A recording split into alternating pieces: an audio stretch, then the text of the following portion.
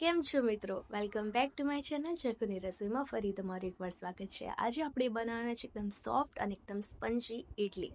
એના માટે મેં 2 કપ નાની સૂજી લઈ લીધી છે અને થોડી મિક્સરમાં ગ્રાઇન્ડ કરી દીધી હતી. 2 કપ જેવું માપ રહેશે અને અડધો ગ્લાસ મેં પાણી એડ કરીને એને પ્રોપર મિક્સ કરી દીધું છે, જેના કારણે જે સૂજી છે આપણી સૂજી સરસ ફૂલી જાય. જેમ જોઈશે એવી રીતે આપણે થોડું પાણી એડ કરતા રહીશું અને એને મિક્સ કરતા રહીશું.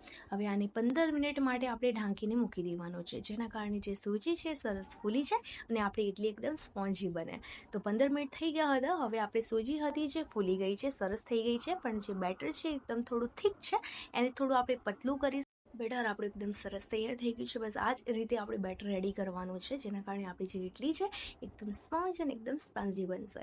હવે સ્વાદ અનુસાર આપણે મીઠું એડ કરીશું અને બેકિંગ પાવડર યુઝ કરીશું. આપણે ઈનો પણ આમાં યુઝ કરી શકીએ છીએ, જે પણ અવેલેબલ હોય એ યુઝ કરી શકીએ છીએ. હવે આપણે ઇડલી મેકરને લઈ લઈશું, એમાં થોડું આપણે ઓઇલને ગ્રીસ કરી લઈશું, જેના કારણે જે ઇડલી છે આપણી ઇડલી નીચેથી ચીપકે નહીં.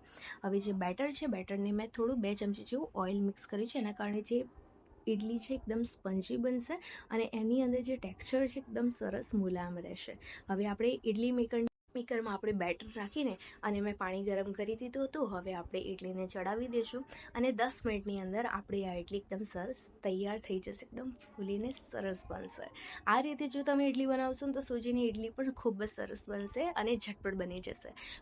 એકદમ જાળીદાર આપણી ઇડલી તૈયાર છે. હવે ગરમા ગરમ આપણે સંભાર સાથે એને સર્વ કરીશું. જો વિડીયો પસંદ આવ્યો હોય ને તો લાઇક, શેર અને કમેન્ટ કરવાનું ન ભૂલશો.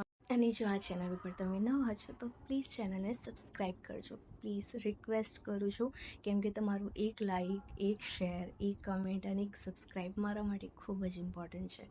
આપણી ઇડલી સરસ રેડી થઈ ગઈ છે, એકદમ સ્પંજી, જાળીદાર અને એકદમ સરસ મુલાયમ.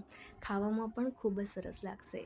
આ ઇડલી જો તમે એમ ખાશો ને તો પણ ખૂબ જ ટેસ્ટી લાગશે.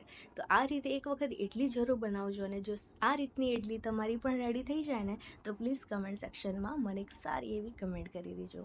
Thank you so much guys તમારા સપોર્ટ માટે. તમને મારા વિડીયો પસંદ આવી રહ્યા છે એના માટે. અને પ્લીઝ મને આવી જ રીતે સપોર્ટ કરતા રહેજો, કેમ કે તમારો સપોર્ટથી જ હું આગળ વધી શકીશ. Thank you so much. Radhe Radhe.